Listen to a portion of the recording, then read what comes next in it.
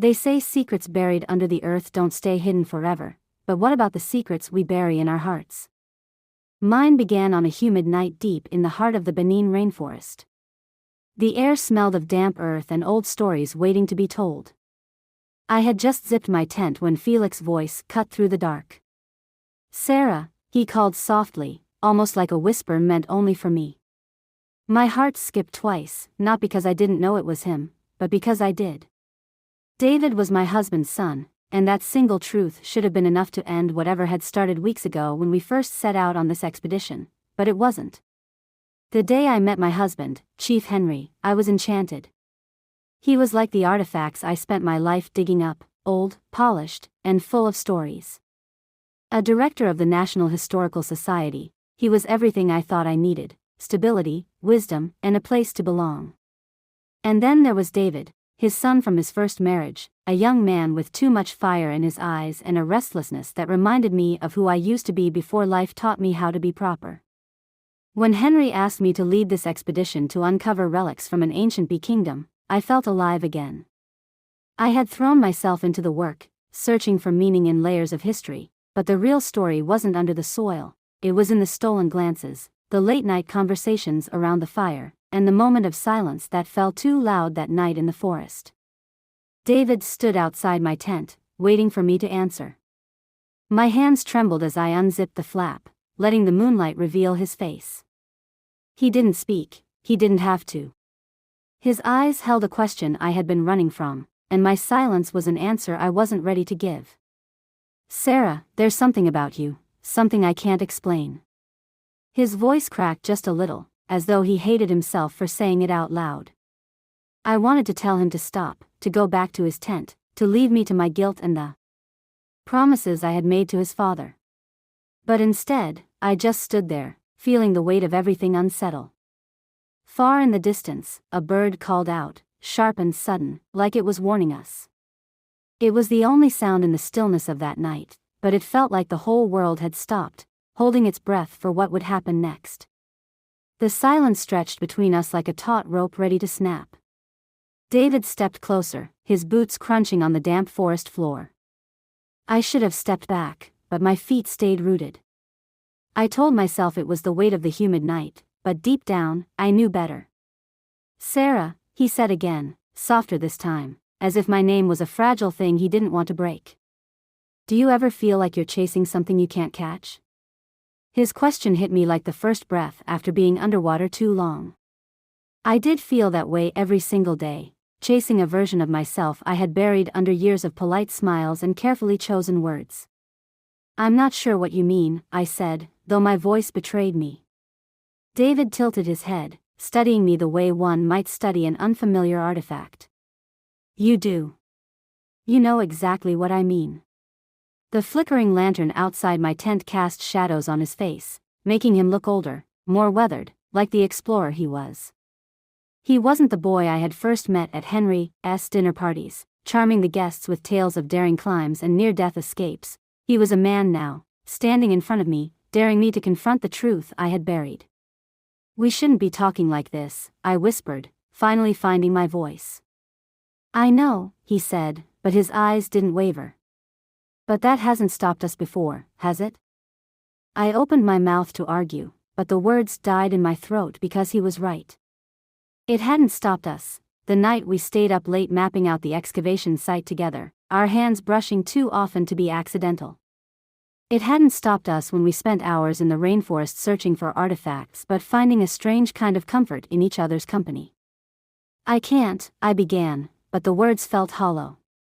"You can," he said, stepping even closer.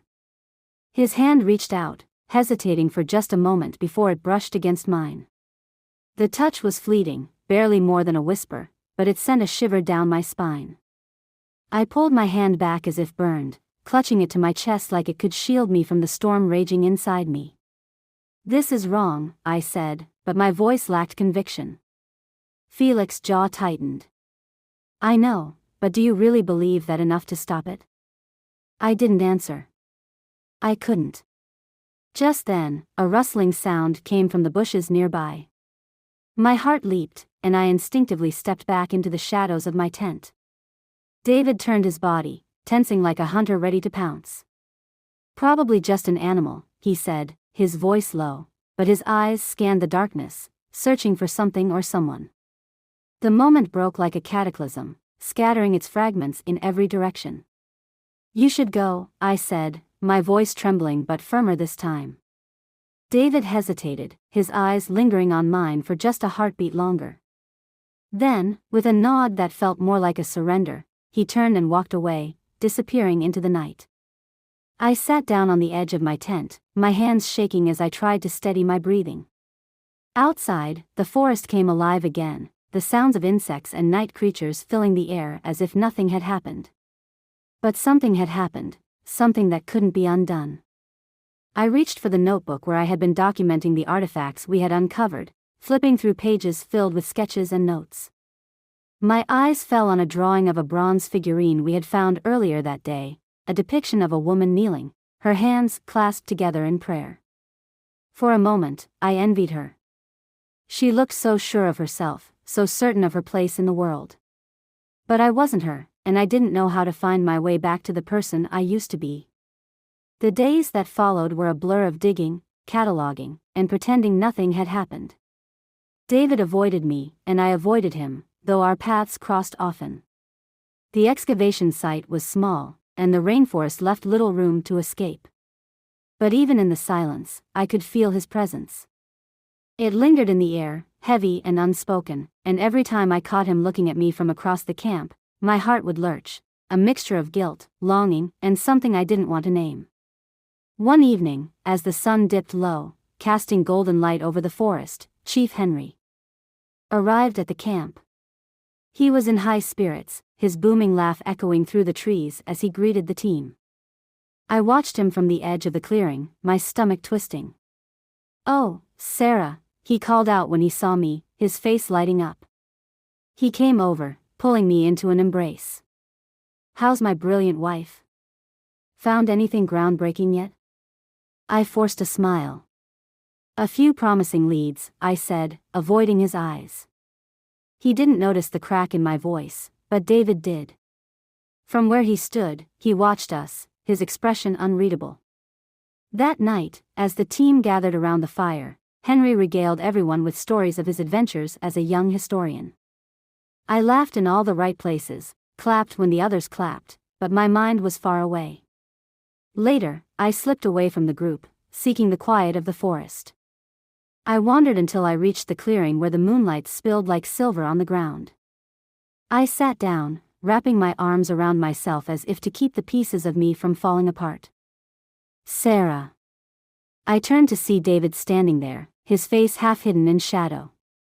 "You shouldn't be here," I said, my voice tired. "I needed to talk to you," he said, stepping closer. "We can't keep pretending nothing happened." I shook my head. "David, this was a mistake. Whatever this is, it has to stop." "Does it?" he asked, his voice barely above a whisper. "Yes," I said firmly, "because it's not just about us. It's about Henry, about the work we've done, about everything we've built. I won't let this ruin all of that." He looked at me for a long time, as if searching my eyes. Then he nodded, a slow, reluctant movement. "You're right," he said. "I don't want to hurt anyone, least of all you." For the first time, I saw the weight he carried, the same weight I had been struggling with. It wasn't easy to let go, but it was necessary. "I'm sorry, David," I said, "but this has to be the end." He didn't argue. He just nodded again, and for a moment, I thought he might say something else, but he didn't. He just turned and walked away, leaving me alone in the clearing. As I sat there, staring at the tiny trees, I thought about all the choices I had made that had led me to this moment. Some were good, others, less so. But they were mine, and I would have to live with them. To any woman reading this, I want to say this: life is full of choices, and sometimes they're not easy. But remember who you are and what you stand for. Don't let fleeting emotions lead you down a path that could cost you everything. Protect your peace, honor your commitments, and never lose sight of the person you want to be. As I walked back to the camp, I felt a strange sense of clarity. The journey wasn't over, and the road ahead wouldn't be easy, but for the first time in weeks, I felt like I was heading in the right direction.